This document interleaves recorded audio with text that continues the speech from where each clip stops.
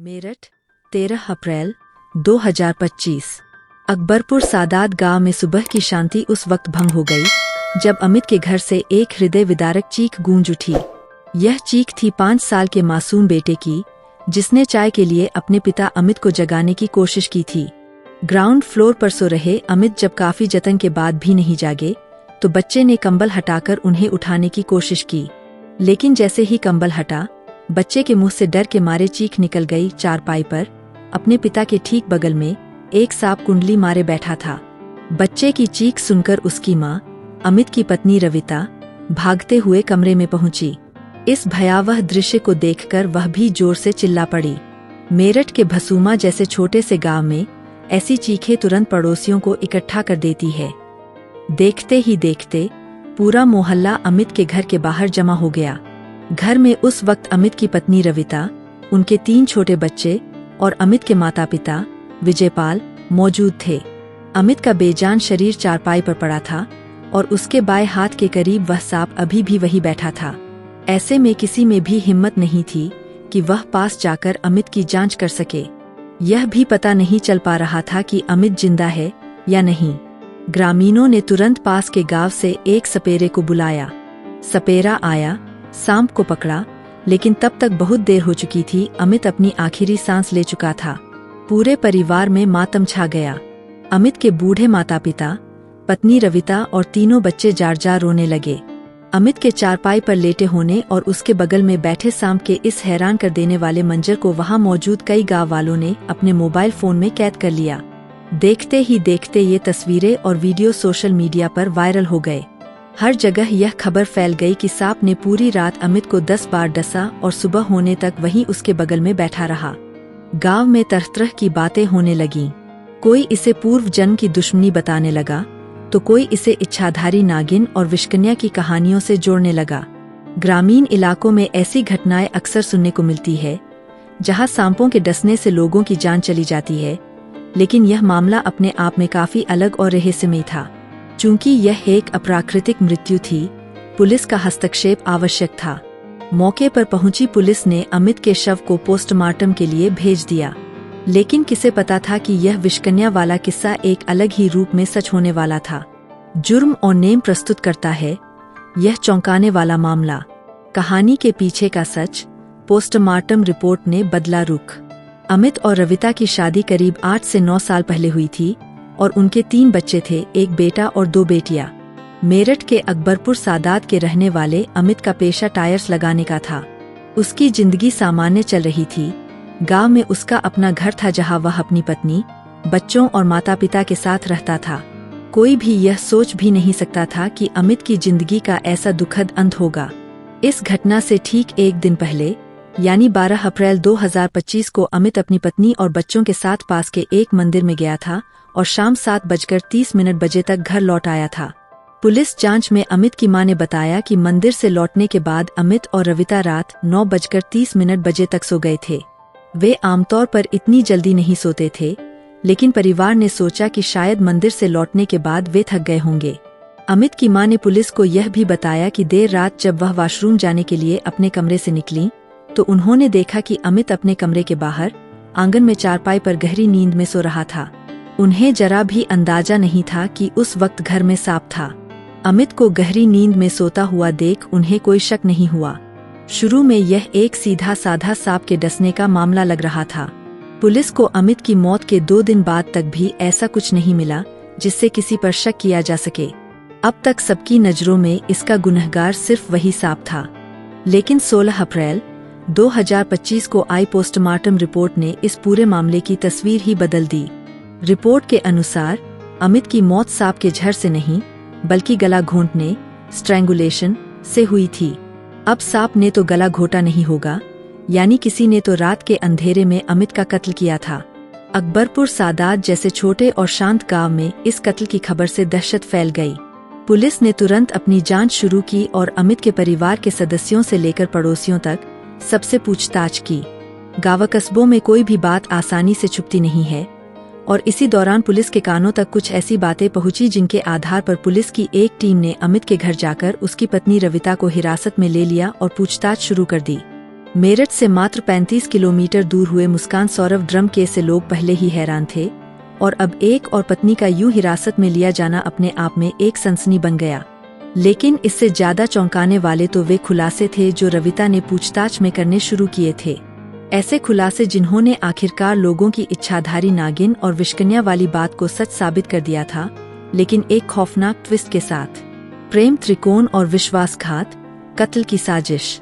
साल 2024 में अमित की मुलाकात अमरदीप नाम के एक शख्स से हुई थी।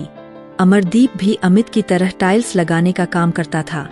एक ही पेशे में होने के चलते दोनों की दोस्ती भी हो गई। यह दोस्ती इतनी जल्दी इतनी गहरी हो गई कि अमित अब अमरदीप को अपने घर भी बुलाने लगा। लेकिन दोस्त बनकर घर में दाखिल हुए अमरदीप का अफेयर अमित की ही पत्नी रविता से शुरू हो गया। यह अवैध संबंध अमित के कत्ल से लगभग 7 महीने पहले ही शुरू हुआ था, जिसके बारे में अमित पूरी तरह से अनजान था। दोस्त होने के नाते अमरदीप को पहले से ही पता होता था कि अमित कब और कहाँ काम पर जाने वाला है। इसी का फायदा उठाकर वह अमित की गैर मौजूदगी में उसके घर जाकर रविता से मिलने लगा। दोनों उसी घर में सबसे छुपकर नजदीकियां बढ़ाते और किसी को भनक तक नहीं लग पाती, क्योंकि बच्चे काफी छोटे थे और रविता के सास ससुर बूढ़े और बीमार थे। ससुर को पैरालिसिस था और सास को ठीक से सुनाई नहीं देता था।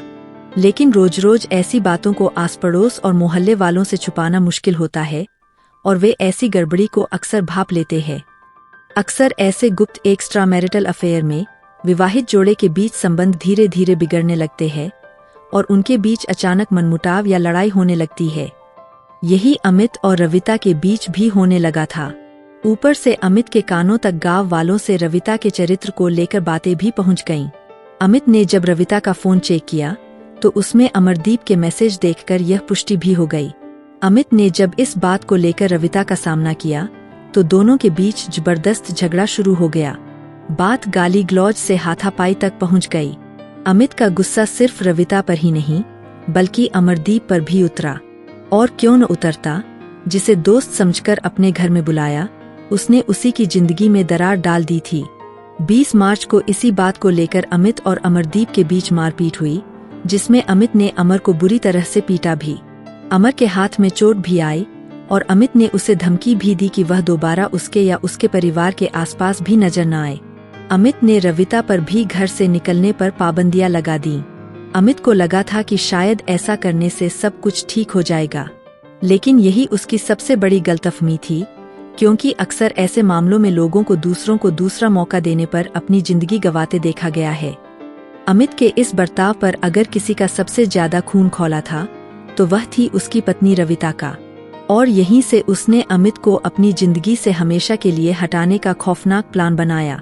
उसने अमरदीप को भी इसके लिए राजी कर लिया, जो कोई मुश्किल काम नहीं था। 12 अप्रैल 2025 को जब रविता अमित के साथ मंदिर से वापस आई तो उसने 5-6 दिन पहले से ही यह साजिश रच रखी थी। जैसे ही रात में सब सोने चले गए, उसने चुपके से अमरदीप को घर के अंदर बुला लिया। जैसा कि पहले बताया गया है, अमित के पिता को पैरालिसिस था और मां को कम सुनाई देता था, इसलिए किसी को भी अमरदीप के घर के अंदर दाखिल होने की भनक तक नहीं लग पाई। बच्चे वैसे भी पहली मंजिल पर सो रहे थे और अमित गहरी नींद में था। ऐसे में मौके का फायदा उठाकर रविता अचानक अमित के सीने पर बैठ गई और उसके हाथ पकड़ लिए, जबकि अमरदीप उसका गला घोंटने लगा। अमित की सांसें उखड़ रही थीं और उसकी आंखों के सामने उसकी पत्नी ही उसकी मौत बनकर सवार थी। बेबस अमित ने अपने आप को छुड़ाने की नाकाम कोशिशें की, लेकिन आखिरकार उसने जिंदगी हार दी और रविता अपने मंसूबों में कामयाब हो गई थी। पहले रविता का प्लान था कि जब अमित सो रहा हो तो वह एक जहरीला सांप लाकर उसके ऊपर छोड़ देगी, ताकि सांप उसे काट ले और सबको यह लगे कि सांप के काटने से अमित की मौत हो गई है। लेकिन फिर इस प्लान को लेकर रविता के मन में कुछ संदेह आ गया। क्या होगा अगर सांप ने अमित को काटा ही नहीं? कहीं सांप भागकर घर के किसी और कोने में चला गया तो बच्चों के लिए भी खतरा है और इससे मची अफरातफरी में अमित भी जाग सकता है। इसलिए रविता ने प्लान में एक बदलाव किया। उसी बदलाव के तहत जब दोनों ने अमित का गला घोंटकर उसे मार डाला तो उन्होंने पहले अमित की बॉडी को बाहर आंगन में चारपाई पर लेटाया। फिर अमर ने अपने झोले से सांप को उस पर डाला और कंबल से ढक दिया, ताकि गर्मी में कंबल से बाहर निकलने की कोशिश में सांप अमित को डस ले। यह सांप अमर दूसरे गांव के एक शख्स से खरीद कर लाया था। देर रात जब अमित की माँ वॉशरूम जाने के लिए अपने कमरे से निकली थी तो इतनी गर्मी में कंबल ओढ़े बेटे को देखकर उन्हें थोड़ा अजीब तो लगा, लेकिन उसे गहरी नींद में सोता हुआ समझकर इस बात पर बिना ज्यादा गौर किए वो वापस चली गईं। लेकिन कहते हैं ना, कातिल कितना भी शातिर क्यों न हो, कहीं न कहीं तो गलती कर ही जाता है, और इस केस में भी ऐसा ही हुआ।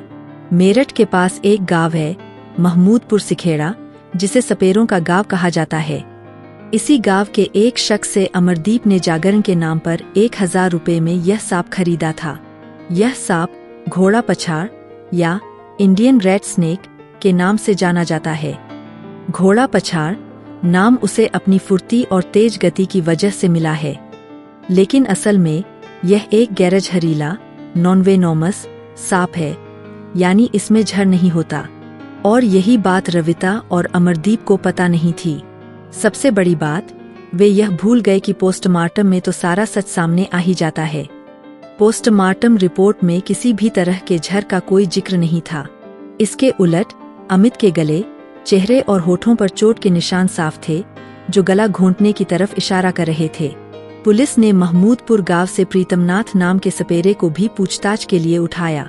उन्होंने बताया कि यह सांप उनके घर में आ गया था, जिसे उन्होंने पाल लिया था, और उनके घर से कृष्णन नाम का लड़का इसे चुराकर ले गया था, जिससे अमरदीप ने 1000 रुपए में वह सांप खरीदा था। फिलहाल पुलिस ने रविता और अमरदीप को गिरफ्तार कर जेल भेज दिया है, लेकिन रविता को अपने किए पर कोई पछतावा नहीं है। उल्टा उसने अपने ही पति अमित पर सारा दोष मढ़ दिया। अगर हम एक पल के लिए रविता की बात को सच मान भी लें, तो क्या यह कदम उचित ठहराया जा सकता है? और ऐसे में उन तीनों बच्चों का क्या कसूर, जिन्होंने आज अपने पिता के साथ साथ अपनी माँ को भी खो दिया? किसी की जिंदगी मिटाने से तो लाख गुना बेहतर है कि आप उसकी जिंदगी से हमेशा के लिए दूर हो जाओ। शायद जियो और जीने दो का मंत्र तो ऐसे लोगों को अपने दिमाग में ढंग से बिठा लेना चाहिए। यह केस जुर्म और नेम की टीम द्वारा प्रस्तुत किया गया था।